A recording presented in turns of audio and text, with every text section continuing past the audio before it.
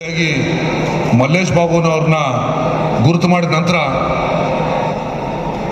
ಮೈತ್ರಿಯ ಎಲ್ಲ ಪದಾಧಿಕಾರಿಗಳು ಮತ್ತು ಅಭ್ಯರ್ಥಿಗಳು ಮತ್ತು ಅಭಿಮಾನಿಗಳು ದೊಡ್ಡ ಮಟ್ಟದಲ್ಲಿ ಶ್ರಮ ವಹಿಸಿ ನಮ್ಮ ಕುಟುಂಬದ ಸದಸ್ಯರು ಅಥವಾ ನನ್ನ ಅಣ್ಣ ತಮ್ಮಂದಿರು ಅನ್ನೋ ರೀತಿಯಲ್ಲಿ ಭಾವನೆಯಲ್ಲಿ ಹೆಚ್ಚು ಶ್ರಮ ಹಾಕಿ ಅಭ್ಯರ್ಥಿಗಿಂತ ಹೆಚ್ಚಿನ ಶ್ರಮ ಕಾರ್ಯಕರ್ತರು ವಹಿಸಿ ಅತಿ ಹೆಚ್ಚು ಮತಗಳ ಅಂತರಗಳಿಂದ ಗೆಲುವು ಮಾಡಿಕೊಳ್ತಕ್ಕಂಥ ಸಂದರ್ಭದಲ್ಲಿ ನನ್ನಲ್ಲಿ ನಡೆದಿರ್ತಕ್ಕಂಥ ಎಲ್ಲ ಕಾರ್ಯಕರ್ತರಿಗೂ ಕೂಡ ನಾನು ಹೃದಯಪೂರ್ವಕ ಧನ್ಯವಾದಗಳು ಮತ್ತು ಅಭಿನಂದನೆಗಳು ಸಲ್ಲಿಸಕ್ಕೆ ಇಷ್ಟಪಡ್ತೀನಿ ಬಂಧುಗಳೇ. ಹಾಗೆ ಏನು ಈ ಸಮಯದಲ್ಲಿ ಕಳೆದ 1.5 ವರ್ಷದಿಂದ ಕಾಂಗ್ರೆಸ್ ಸರ್ಕಾರ ರಚನೆ ಆದಂಥ 1.5 ವರ್ಷದಿಂದ ಸರ್ಕಾರದ ದುರಾಡಳಿತ, ಹಗರಣಗಳು, ಭ್ರಷ್ಟಾಚಾರಗಳು ತುಂಬಿ ತುಳುಕ್ತಾ ಇದ್ದಾವೆ. ಈ ನಿಟ್ಟಿನಲ್ಲಿ ಜನ ಸಂಪೂರ್ಣವಾಗಿ ಬೇಸತ್ತಿದ್ದಾರೆ. ಏನು ಆ ಭಾಗ್ಯಗಳ ಮೂಲಕ ಸುಳ್ಳು ಭರವಸೆ ಕೊಟ್ಟು ಅಧಿಕಾರಕ್ಕೆ ಬಂದರೂ ಅವ್ಯಾವುದನ್ನು ಪೂರೈಸೋಕ್ಕಾಗದೆ, ಅಭಿವೃದ್ಧಿನೂ ಮಾಡೋಕ್ಕಾಗದೆ ಇವತ್ತು ಅತಂತ್ರ ಪರಿಸ್ಥಿತಿ ತಂದಿಟ್ಟಿದ್ದಾರೆ ಸರ್ಕಾರನ. ಏನು ಇವತ್ತು ದಿವಸ ಅಧಿಕಾರಿಗಳು ಆತ್ಮಹತ್ಯೆ ಮಾಡ್ಕೊಳ್ಳೋ ಮಟ್ಟಕ್ಕೆ ಇವತ್ತು ದಿವಸ ಅವ್ರ ಮೇಲೆ ಒತ್ತಡ ಏರಿ ಭ್ರಷ್ಟಾಚಾರಕ್ಕೆ ಒಳಪಡಿಸ್ತಾ ಇದ್ದಾರೆ. ಇದು ಬಹಳ ದುರಂತದ ಸಂಗತಿ. ಮುಂದುವರೆದು ರೈತ ವಿರೋಧಿ ಸರ್ಕಾರ, ದೀನ ದಲಿತರ ಹಿಂದುಳಿದ ವರ್ಗಗಳ ವಿರೋಧಿ ಸರ್ಕಾರ, ಲಂಚ ಭ್ರಷ್ಟಾಚಾರ ಮುಳುಗಿರೋದ್ರಿಂದ ಯಾವುದೇ ಅಭಿವೃದ್ಧಿ ಕಾರ್ಯ ಆಗ್ತಾ ಇಲ್ಲ. ಶಾಸಕರು ಅಂದರೆ ಕಾಂಗ್ರೆಸ್ ಶಾಸಕರು ಇರ್ತಕ್ಕಂಥ ಕ್ಷೇತ್ರಗಳಲ್ಲಿ ಕೂಡ ಯಾವುದೇ ಅಭಿವೃದ್ಧಿ ಆಗದೆ ಅವರು ಕೂಡ ತೀರ್ಪು ಬಿದ್ದಿದ್ದಾರೆ ಸರ್ಕಾರದ ವಿರುದ್ಧವಾಗಿ.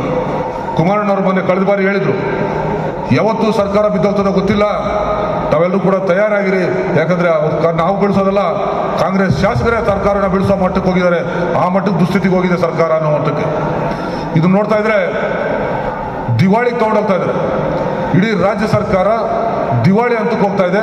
ಈ ನಿಟ್ಟಿನಲ್ಲಿ ನಾವೆಲ್ಲರೂ ಕೂಡ ಎಚ್ಚೆತ್ತುಕೊಂಡು ಈ ಸರ್ಕಾರನ ಕಿತ್ತೊಗೆದು ಅತ್ಯುತ್ತಮವಾದ ಪಾರದರ್ಶಕ ಮತ್ತೆ ಪ್ರಾಮಾಣಿಕ ಒಂದು ಸರ್ಕಾರ ತರಬೇಕಾದಂಥ ಒಂದು ಸಂದರ್ಭದಲ್ಲಿ JDS ಮತ್ತು BJP ಮೈತ್ರಿಗಳು ಒಟ್ಟಾಗಿ ಏನು ಕಳೆದ ಲೋಕಸಭಾ ಚುನಾವಣೆಯಲ್ಲಿ ಕೆಲಸ ಮಾಡಿದ್ವು, ಅದೇ ರೀತಿಯಲ್ಲಿ ಬರ್ತಕ್ಕಂಥ ಸ್ಥಳೀಯ ಸಂಸ್ಥೆಗಳು, ಯಾವುದೇ ಸ್ಥಳೀಯ ಸಮಸ್ಯೆಗಳು ಬರಲಿ ಅದರಲ್ಲಿ ಇದೇ ರೀತಿಯಲ್ಲಿ ಒಗ್ಗಟ್ಟಿಂದ ಕೆಲಸ ಮಾಡ್ತಕ್ಕಂಥ ಅವಶ್ಯಕತೆ ತುಂಬ ಇದೆ.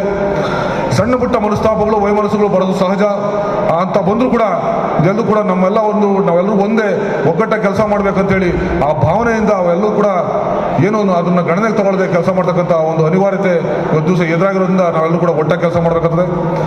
ಏನು ಸನ್ಮಾನ್ಯ ಮಲ್ಲೇಶ್ ಬಾಬು ಅವರು ಈಗ ಆಯ್ಕೆ ಆಗಿದ್ದಾರೆ, ಅವರ ಒಳ್ಳೆ ಅತಿ ಹೆಚ್ಚು ಜವಾಬ್ದಾರಿಗಳಿದ್ದಾವೆ.